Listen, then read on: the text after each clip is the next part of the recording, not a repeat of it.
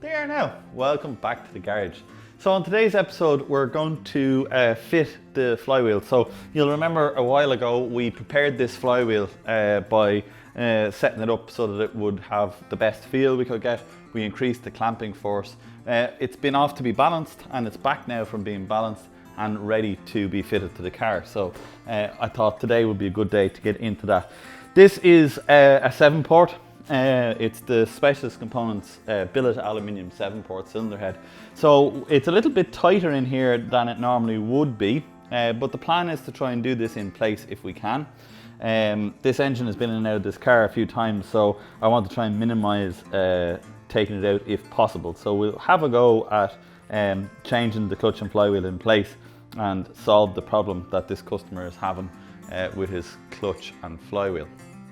First thing to do is to try and clear away as many of the ancillaries to give ourselves space to work. In this case, it's going to be the air filter. It has a coil pack, there's the solenoid for the starter and the ECU. So we're going to get them, and probably that filter as well, that filter housing we'll get out of there. Get them all out of there, and then when we have them out, we can get the car jacked up a little bit, get it sitting on some axle stands, let off the engine mounting and bring the engine up into place. At that point we should be able to get the walk off and we'll see what we're dealing with. So we start with the air filter, which in this case is very simple. Just release this Jubilee clip that holds it here and that pops off. Next we'll do this vent housing. So breather next. It's just 2 bolts. Sometimes you can get these with a long reach socket, sometimes you have to get in there with the spanner.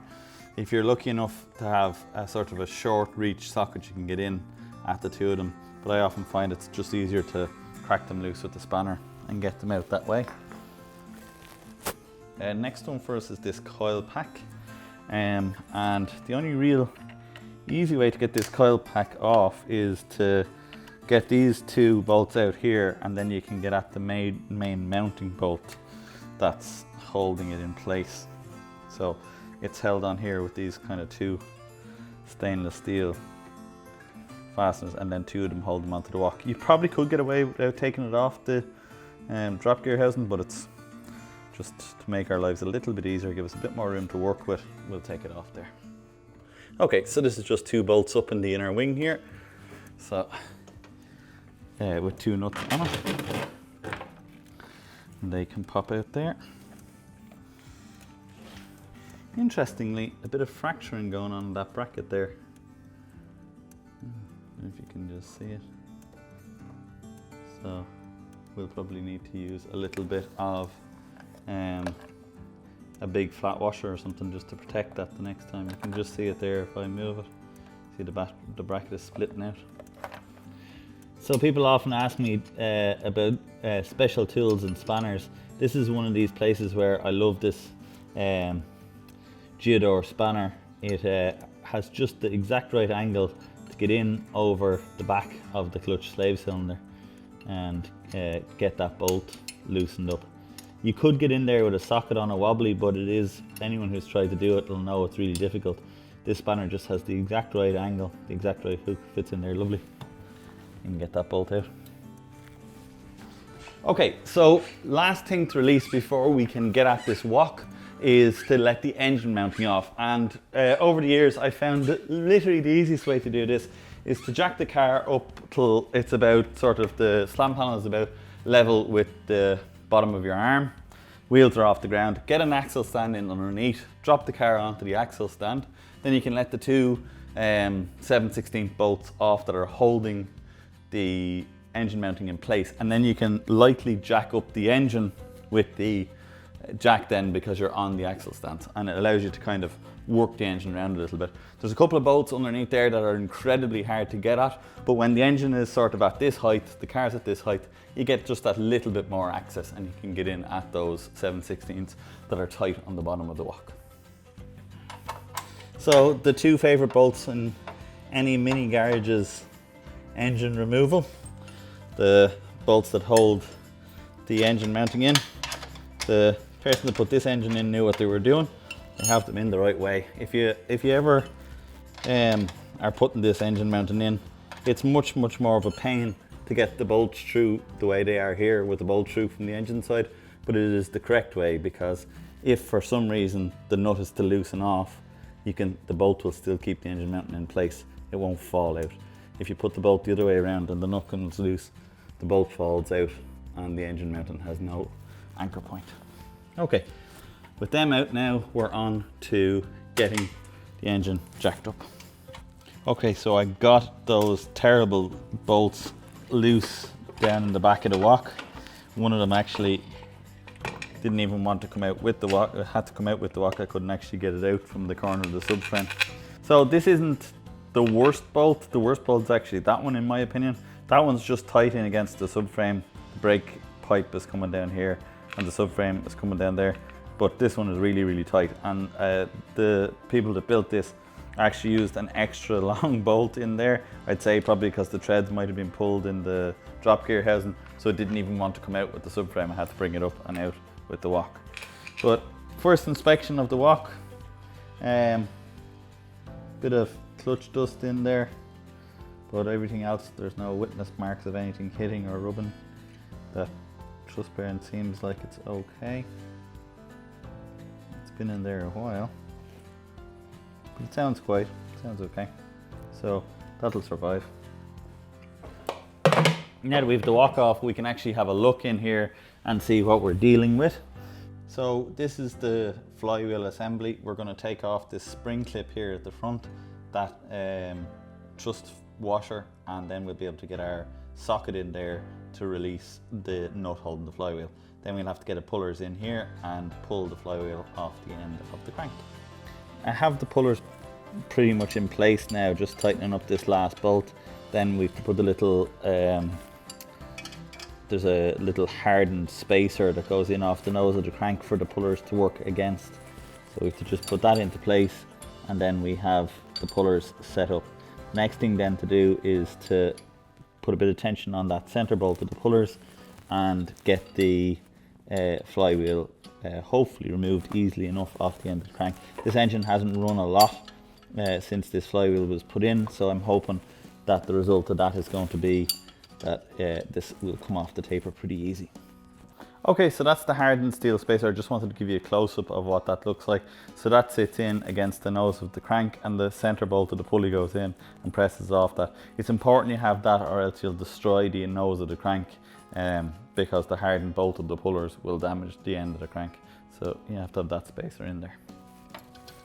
We were about to film tightening up this pullers and popping the crank off the end, or popping the flywheel off the end of the crank, and I said I'll just bring up a little bit of pressure on the pullers and then we'll switch the camera on, and pop, the flywheel came off. So sorry guys, missed that one on camera, but this one wasn't stuck on the way some of the other ones are.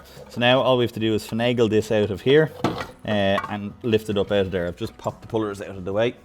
Now getting this up out of here is always really tight in the car, unfortunately, because there isn't a lot of room, but we just get the pullers out of the way and you can get it out without doing too much damage. So just having a look to see, is there any witness marks, or there anything showing where there might have been problems or where a problem could have occurred. And honestly, it looks in good shape, except for the flywheel is not set up right at all. We can see, I'm going to just put this under the light for you. So we can see here that the diaphragm is not flat at all. There's a big heavy bevel in the diaphragm. Whereas if I show you the one that we did, 1 second now, we can see the diaphragm is dead flat. Alright, so that's what we were going for. So this should make the difference now. Also, we machined that relief in there, and having that relief in there, as we said, is going to make sure that when the flywheel pulls up onto the nose of the crank, that it doesn't pinch the primary gear. So this should give a much nicer clutch feel now. Should have a much nicer pedal clearance, and the flywheel will be able to hold a bit more torque. So putting it in is pretty much just the same as taking it out, or a reverse of taking it out. finagle in the flywheel onto the primary gear first, then line up the flywheel with the housing. Okay, line up our keyway, and then we get our keyway bolt in there, torque that up, and then we can get the walk back on. Get our truss bearing in here, get our truss plate in, get the snap ring in, and then we can get the walk back on and button it up and see how our clutch feels then. So we'll get this flywheel buttoned up and then we'll get the walk in. Okay, so we're at the stage now of tightening up this flywheel bolt, and this is an arrangement I have set up from years doing these in place, and I'll show it to you now in a second. So it's just a matter of having something very neat and tight that fits down in there, and this spanner combination works really well for me. So I'll give you a look at it now and show you how it works. So basically it's a big Brit tool spanner, 1 7/8" BSW. It doesn't really matter what size it is, I just chose this spanner because plenty of heft to it. And I cut 2 flats across a 3/4 socket, so you can see where I've cut those 2 flats. So generally I normally use the 3/4 impact, but trying to get the 3/4 bar in here between the flywheel and the inner wing is really tight, whereas this arrangement is just really tight and compact. Because this is a really hardened steel socket and this is a really good quality spanner, there's no worries of that ever slipping. You'll never be able to tighten the flywheel bolt tight enough to get this arrangement to slip. And it's nice in here because it's really good and compact. I can, although it's a hexagonal spanner, between using the 2 ends of the socket and then turning the socket 1 flat at a time, so I'll turn it back a flat, I can get in there and just get a really good pinch on the flywheel bolt and knock over the light in the process. Get a really good pinch on the flywheel bolt and get it to a place where I'm real happy with it.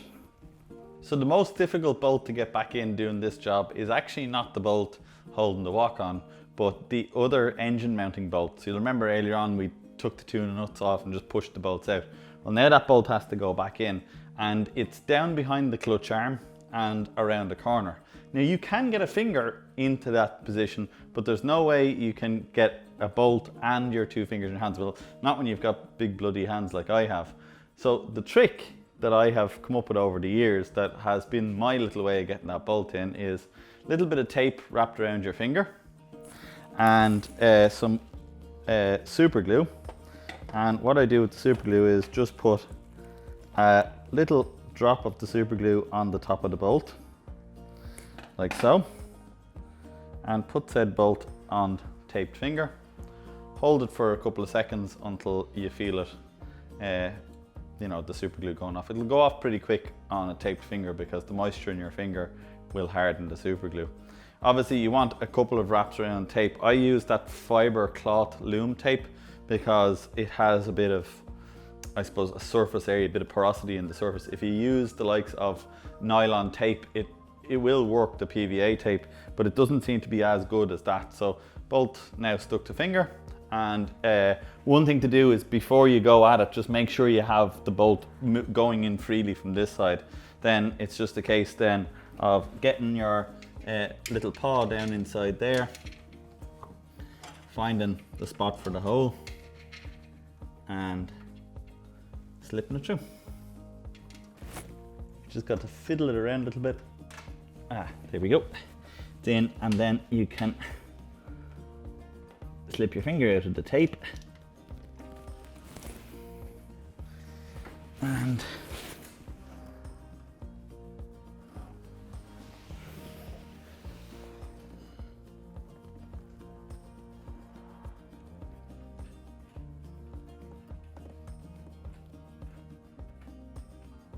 yeah, that's it. Nothing more in. So a little bit of a pain, but you can roll the tape around your finger. That's why I do it with the tape, and also to protect your finger. So you can actually slip the tape around your finger until you get that really nice angle where the bolt kind of lines up. It's really helpful if you have another person who can look through from the wheel arch side. In this case, the poor cameraman Billy. Look through from the wheel arch side and tell you when you're close, because you're doing it all by feel. So if you've someone who looks through just for a couple of seconds and they'll help you line it up. If your angle is a bit off, just roll the tape around your finger and it'll just be that little bit to get you in there and get that bolt in. Much, much better if you can get the bolt through from that side. I know some people prefer to put the bolt through from this side and get the nut on it, but if the nut comes loose and falls out, your engine mounting then is flopping around inside the subframe. The chances of the bolt falling out from this side, even with the nut off it, is very slim. Okay, next is to button up the clutch. So the next, I have the clutch slave cylinder back in now. I'm just going to show you the adjustment. So there's 3 places for adjustment on this particular setup. The standard Mini only has 2 places for adjustment on a pre-Verto setup. The first place is what they call the running clearance or the throw-out clearance. The second place is down here, which is the depressed clearance or the clutch throw-out stop clearance. Okay, the one we're going to set here first is the initial clearance, and basically what this does is the arm is going to come out. See the way the arm is moving here? As that arm moves, it's now coming in contact with that truss plate that we put in over the nut. As it presses harder, it's going to start to depress that wok. If you remember back to when we did the clutch release video on setting up the clutch, we pressed down on the wok to make it or the clutch diaphragm, should I say, to make it release. Well, that's what this arm is going to do. It's going to squeeze out there and press that wok to release it. We need a running clearance between the head of this bolt and this to allow that arm, when the spring pulls, to come back away to stop the truss bearing being permanently in contact. How much clearance? I run 0.35 of a millimeter. That's the clearance I normally set them to. And that running clearance gives me a nice amount of free play. I know 0.3 will get the bearing away from the truss plate, but it'll also give me the most amount of clutch action that I can have. So basically how you set that is you pull the arm hard out towards the inner wing, and then you screw the bolt out until you can just fit that 30 thousandths feeler blade between the arm and the head of the bolt. When you can get to that situation, when you have it like that, spin that nut up there until it butts against the body of the wok, as you can see there, and then it's a case of getting 2 11s and pinching that up.